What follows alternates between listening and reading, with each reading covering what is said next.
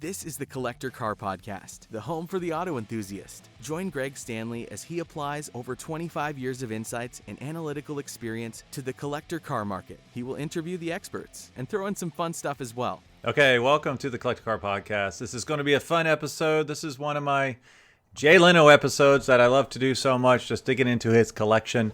It's kind of hard to keep track at times because I showed he had 184 cars, but as I watch his videos, it seems like there's always a new car popping up that I did not know about. So this is actually the second to the last episode. If you go back, I just had the weird and wonderful cars. I've had his American Classics. I've had his European Classics. I had the performance and race cars.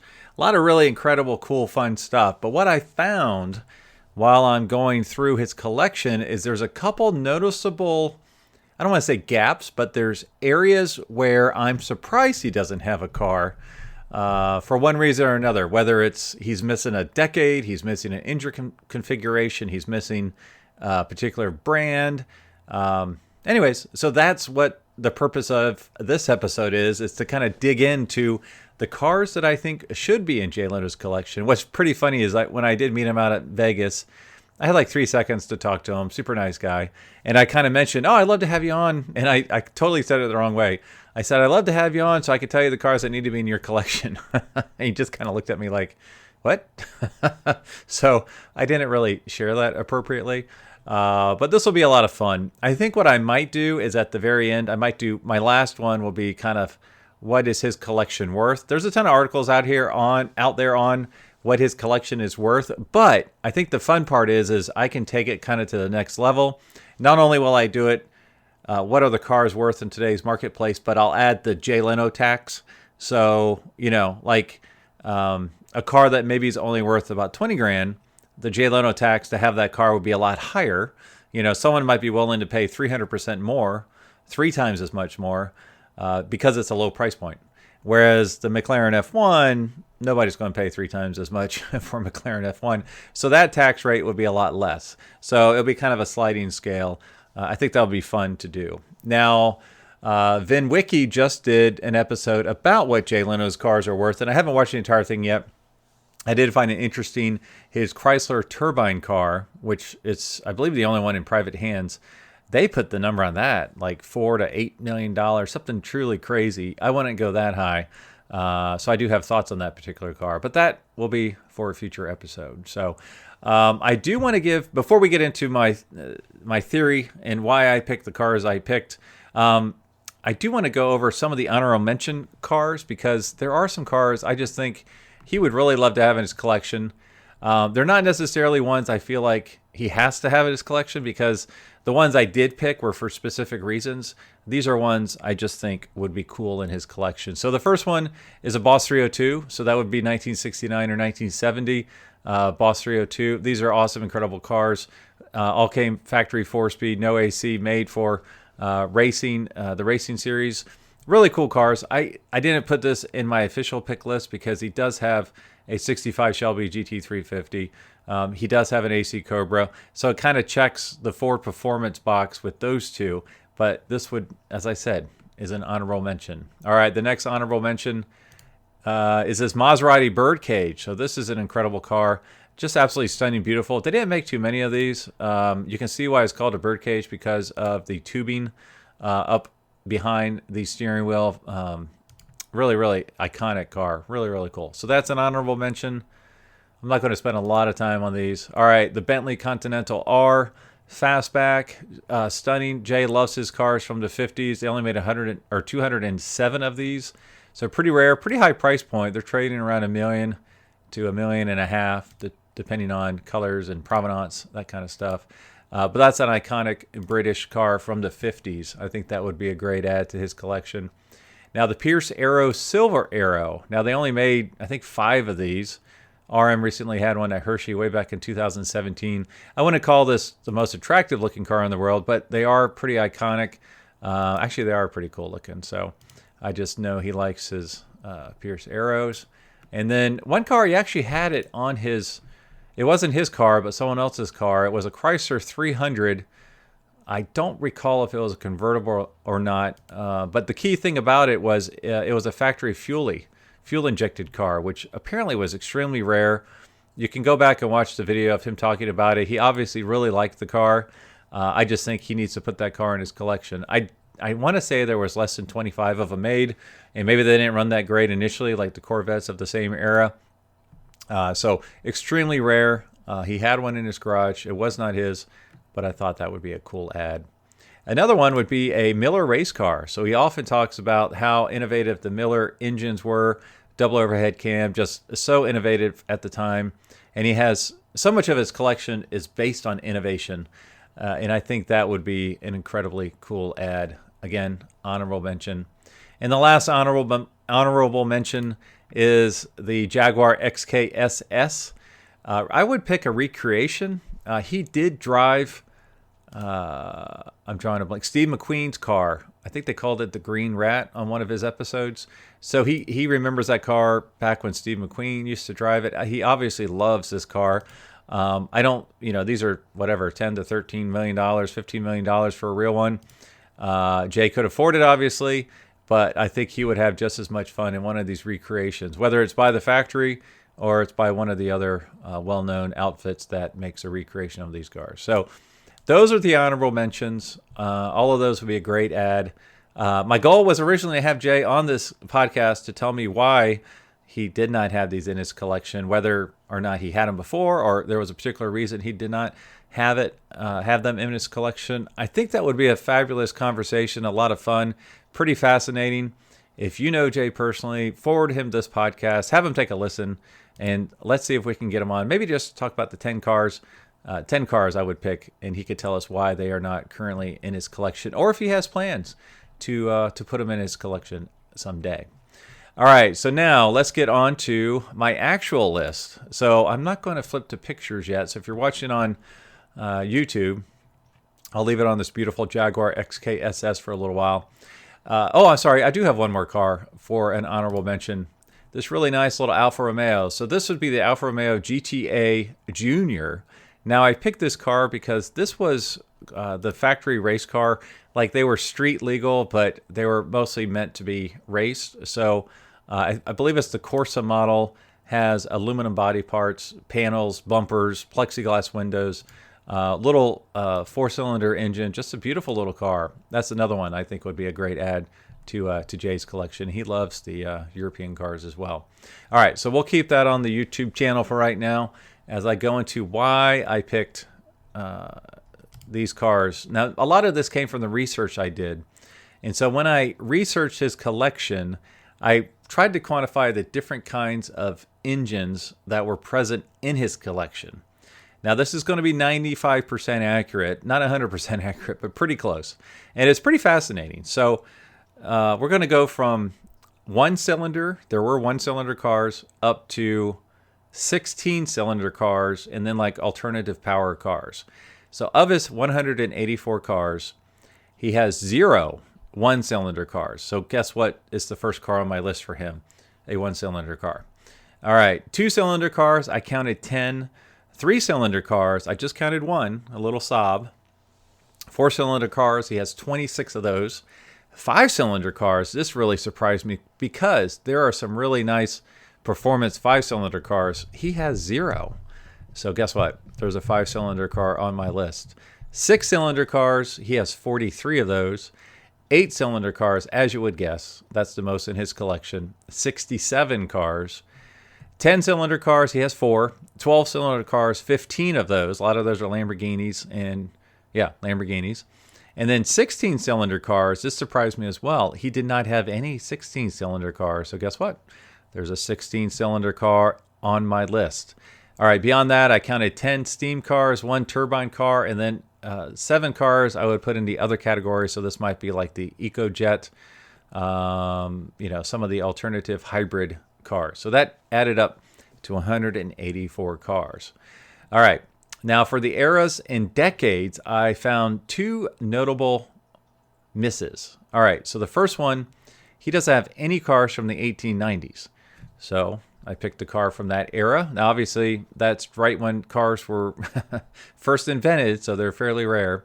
1900s, I show he has 8 cars. 1910s, he has 15.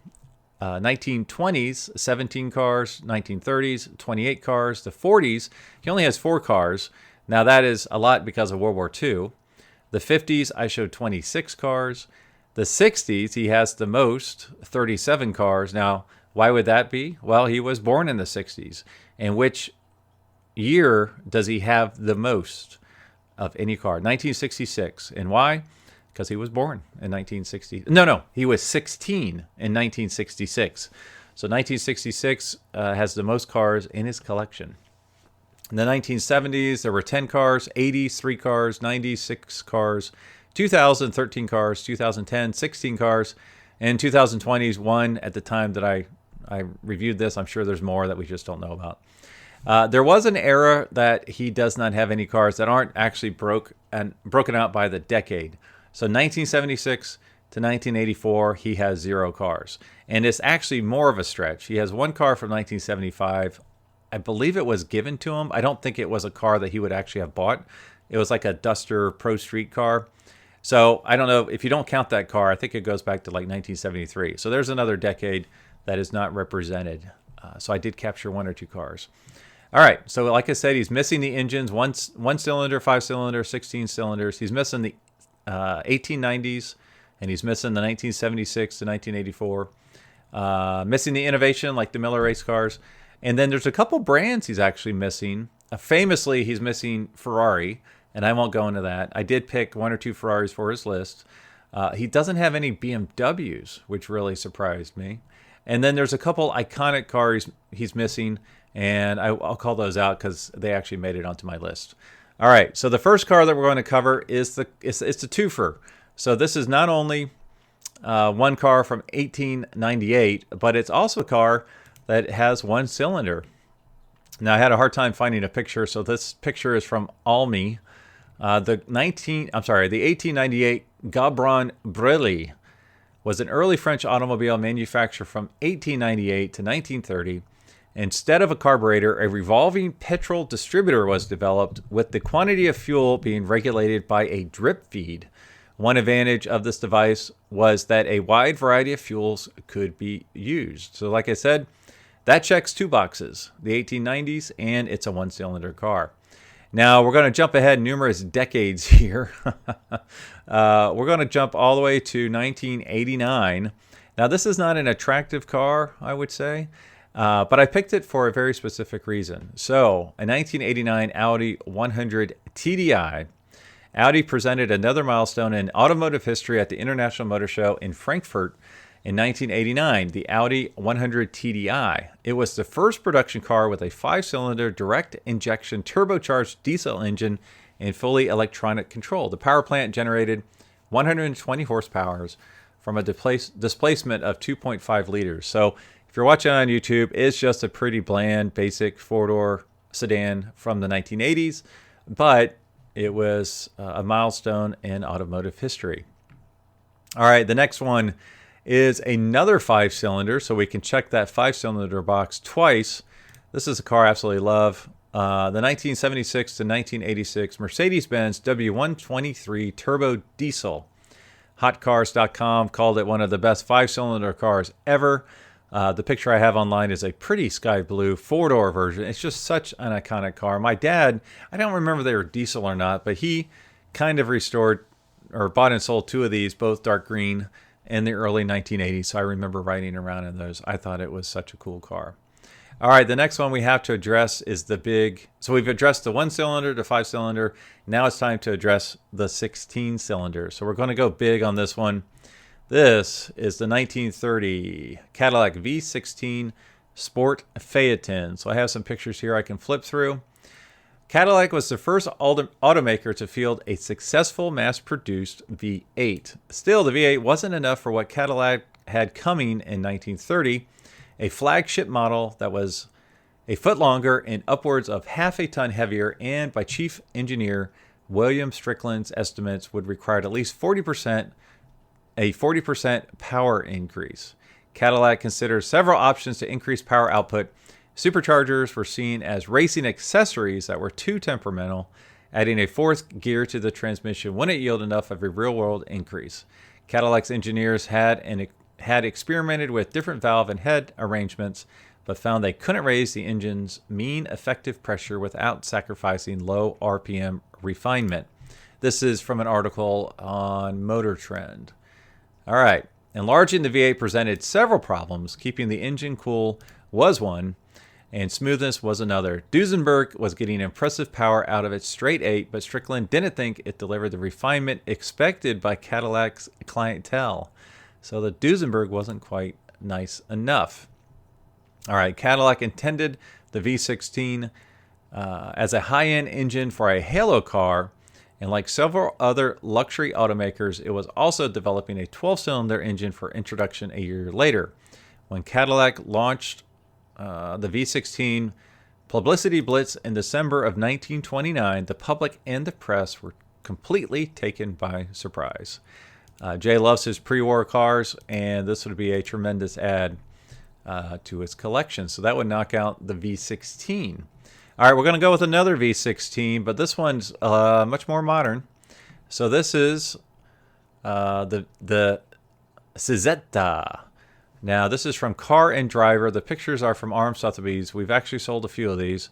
If the car looks familiar, it was designed by the same designer that designed the Miura as well as the Diablo. Looks a lot like a Diablo. The limited production Cizeta V16 supercar is defined by its engine. The 566.0 liter V16 in its belly isn't a true V16. If you go by firing order and construction, it's merely two flat plane V8 sharing a single block and joined by a central timing case. This makes it no less insane because the engine is mounted transversely. A central shaft feeds power into a rear-mounted transaxle. They are rarer than honest politicians with just a tiny number built. I believe it was something crazy like 11. And if you're watching online here, it has the ultimate flip-up headlights. It actually has 4 flip-up headlights. I'll see if I can get to a picture here. But really, really cool looking.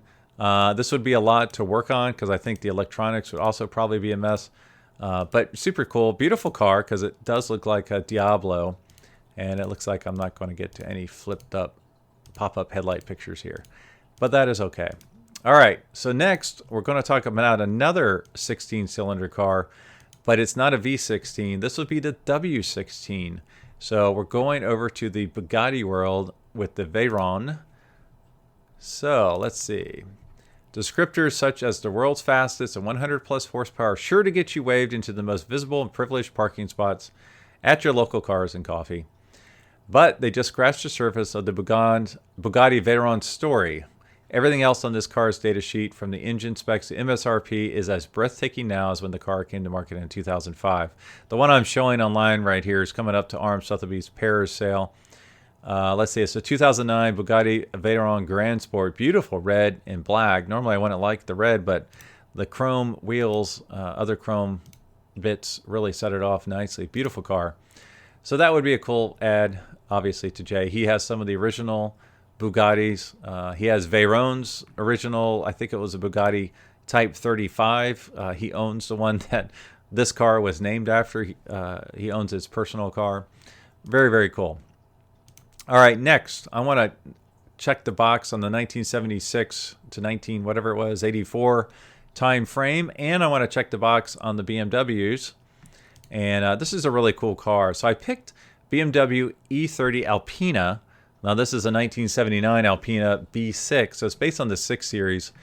So Alpina basically just took these cars and took them up to the next level. Not necessarily performance-wise, but they had a nice graphics package, wheels, some little adds to the car, usually in a little bit more luxurious package. So this is a very early one.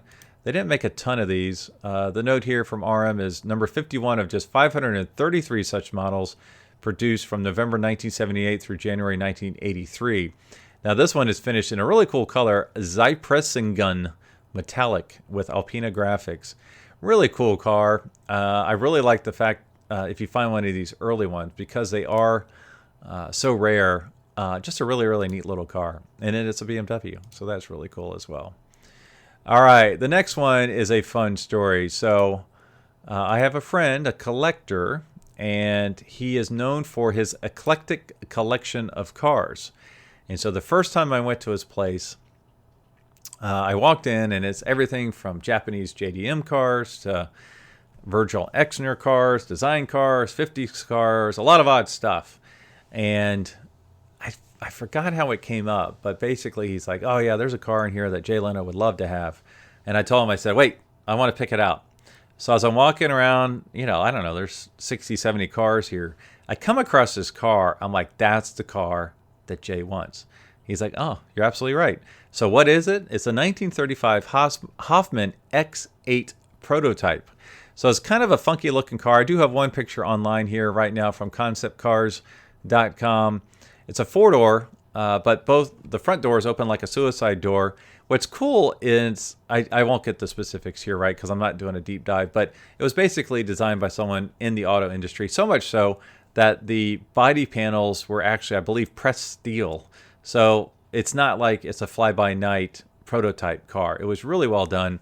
And the reason I said Jay would want it is because of that X8. It's not a V8. It's not a W8. Or a W16. It's an X8. So it's its own configuration for a V8. The way the cylinder heads go, it's kind of an X configuration versus a V. So really, really cool car. He no longer owns that car. He sold it somewhere. I haven't seen it pop up in Jay's garage, but I would love to see it pop up there one day. All right, so I am going to pick 2 Ferraris for Jay's list. One's obvious, one's not so obvious. On one of his episodes, Jay mentioned that his favorite Ferrari was the coupe version of the 1966 330 GT 2+2. So that's what I've picked. That is what I'm showing online here right now. It's an attractive car. I don't remember exactly why Jay picked this one. I seem to recall one came by at some point in his neighborhood, and he was just blown away what a beautiful car it was. And it's a 2+2, so you can fit 2 of your tiny friends in the back seat. Now the next one, I won't pull up a picture here because I've pulled them up so many times, is the F40.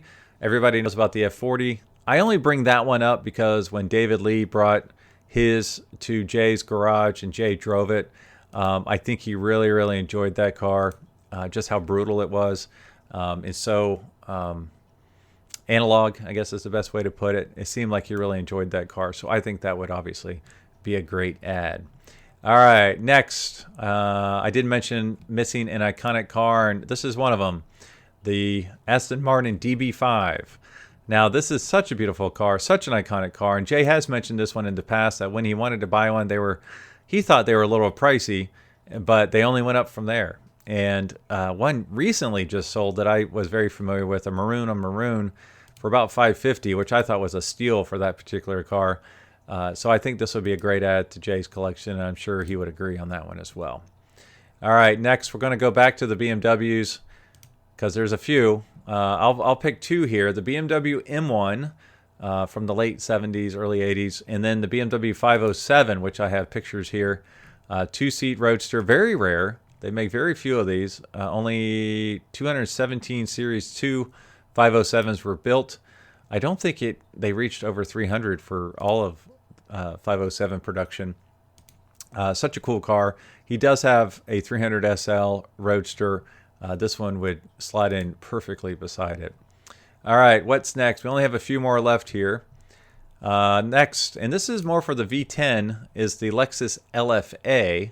So iconic Lexus supercar. The picture I'm showing right now, hopefully just sold at RM Sotheby's Scottsdale auction, which happened last night as I released this.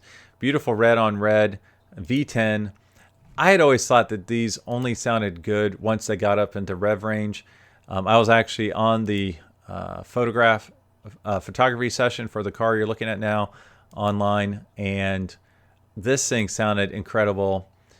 Just at idle, at going 15 miles an hour, it just sounded incredible. So this would be a tremendous add to Jay's collection. And I know he's had a few of these on his show before. Really, really cool car. All right, we're going to go back old again. Now we're going to go back to the Datsun 240Z. I don't have a picture of the one I want him to get. The one I think he should get is the first year, 1969 240Z just because it was such an iconic car, really a world beater at the time, and ushered in all of the Japanese sports cars coming to the U.S. Just an incredible car. 1969, first year. I want to say they had made less than 500 of those, so they're fairly rare, fairly cool. That would be a really cool add to Jay's collection. And the other Toyota I'll mention he's had on his show as well is the Toyota 2000 GT. This is examples 1967. This was one of the first supercars, really the only Toyota supercar ever. He might not have one of these because I think he's like 6 feet tall. And I do recall that when Sean Connery had one of these for the James Bond series, they had to make it into a Spider, a convertible, because Sean Connery could not fit in it. And I believe Jay actually drove that car on one of his episodes. So one of the reasons might be it just would not be comfortable to drive this. But really cool car, really iconic, attractive car as well. All right, so the last one I'm going to pick, ironically, is not a car. It is a truck. Some people call it the Rambo Lambo. So this is the Lamborghini LM002. LM stands for Lamborghini Military, and 002 is because there was an 001 prototype, if I remember correctly. This totally needs to go in Jay's collection because he loves Lamborghinis. He has quite a few of them. I think a Gallardo. I know he has 2 Miuras, a couple of Countaches, but this would fit perfectly in his collection. And obviously knows the engine very well. It's the same engine that's in the Countach. This is a front engine V12. My understanding is the hardest part to find on these are the tires. I think they're called Scorpion tires, very rare. Beautiful, beautiful sport ute. This would be a perfect add to Jay's collection. So there you have it. 17 cars that I think should be in Jay's collection. Like I said, if you know Jay personally, have him take a listen. Love for him to talk about it, or if he wants to pick his top 10 and tell us why they are not in his collection, or if they will be in his collection sometime soon. As always, thanks for listening, thanks for watching, thanks for sharing, and I will talk to all of you next week. Thanks for listening to the Collector Car Podcast. Don't forget to give us a nice rating on iTunes and be sure to follow us on Instagram and everywhere else at the Collector Car Podcast.